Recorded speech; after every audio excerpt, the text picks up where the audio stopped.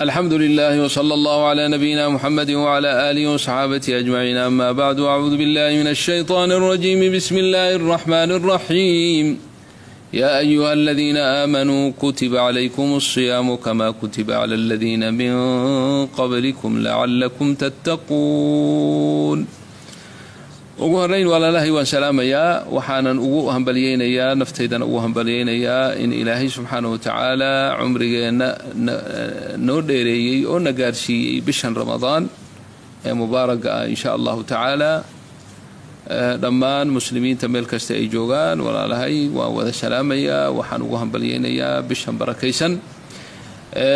waxaan naftayda iyo walaalahayba ku waaninayaa in aanu ilaahay u dhowaano, taqwadiisa aanu badinno bishan ramadaan si aad ugu dhowaato rabbiga, si aad caalam alculwi almala'u alaclaa ugu duusho bicamalika asaalix.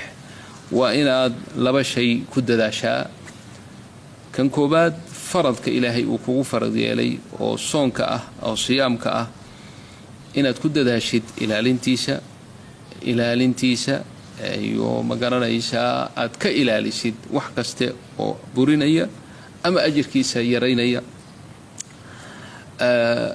qof soomay oo cunto iyo cabid iska daayay, hase ahaatee afkiisa aan xumaato ka ilaashanin, wax uu faa'iidaystay oo aan gaajo iyo oon ahayn ma leh. soonka haddaad soontaan buu nebigu sala allahu calayhi wasalam uu yidhi maalintiina soonka ah rafath iyo hadal xun iyo sakhab iyo hadal dheer iyo buuq iyo dood ha yeelina buu yidhi, ha samaynina. haddii axad kaa gardaraado ama kula dagaalamana waxaad ugu jawaabtaa innii saa'im.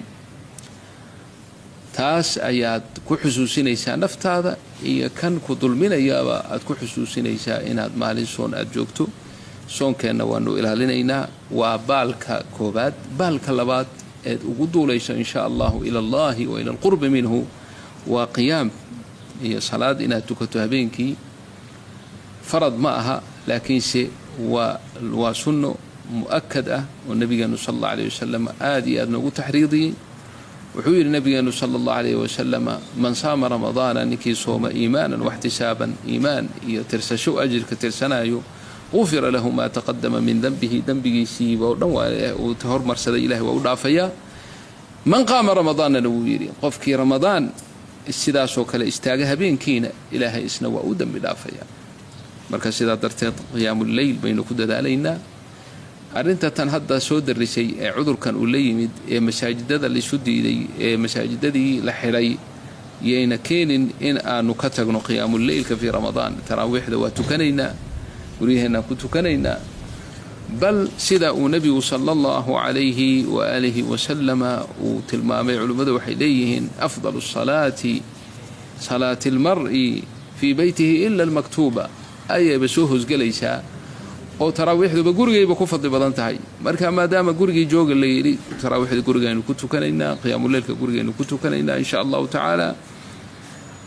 waxabada haddii aanu qur'aan ku akhrino oo jus ku akhrisanno oo ramadaankii mar qur-aanka aanu dhammayno aad bay u fiican tahay. haddii kale dhib male, wixii ilaahay noo fududeeyo ayaanu ku tukanaynaa. sidoo kale ikhwaani akhawaatii, tilaawada iyo qur'aanka akhrintiisa waa bisheedii weeye. waa shahru lqur'aan, shahru ramadaan aladii unzila fiihi alqur'aanu buu ilaahay yidhi subxaanahu watacaala. qur'aanka waxaanu ka badsanaynaa male, isagaanu ugu badsanaynaa. weliba hadda oo laysu soo xirxiray oo layidhi guri ha la fadhiyo oo shaqo badan iyo caadaad fara badan oo casuumada iyo inta ka baxaya, maalin eeddo u tag, maalin habreer u tag, maalin inta ka baxa, maalin hebela, meeshaan azab ka jirta, meeshaan casuum, wixii oo dhan sooma lama joojin. dee fursaad haysataa imika aqbil calaa kitaabillaahi aqri oo wardi badan yeelo oo ma garanaysaa yani haddii alla ku waafajiyo.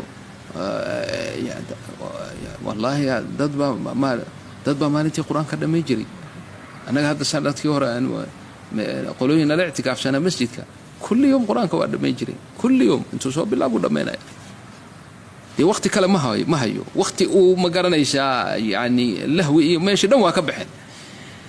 haddii ilaahay kuu fududeeya saa yeel. haddii aad 3 beri marku dhammayn karto waa hagaag. haddii aad 4 beri marku dhammaynayso, haddii aad 10kii cisho mar dhammaynayso, marka waxaan aad iyo aad isugu waaninaynaa insha allahu tacaala qur-aanka wardigiisa inaanu badsanno mudaarasadiisa barasho hadday noqoto fiima baynana anagoo can ariiq adawaadkan iyo nadkan can ariiq albucd kala fogaanshaha ka faa'iidaysanayna waxaan ilaahay uu noo sahlay oo maaragtay ajizadana waanu isbaraynaa qur-aanka insha allahu tacaala adigu shahrulqur'aani weeye qur-aanka aynu ku dadaalno dikriga kalena ayaanaan yani u dayma la'aanino تسبيح وتهليل واستغفار وصلي النبي عليه الصلاة والسلام كله بركات أجورتنا ومضاعفات وموسم الأرباح وإلهي بأن أولواننا سبحانه وتعالى موسم إنسانك وغفل لي ما دماها وما ركتي إلا بماها تأسين أسكو دوانينا كل جان إن شاء الله تعالى توفيقنا الله نوافجي ذنبنا الله دافو كي والدينتنا الله دافو إلهي وحن كبرينا إن شاء الله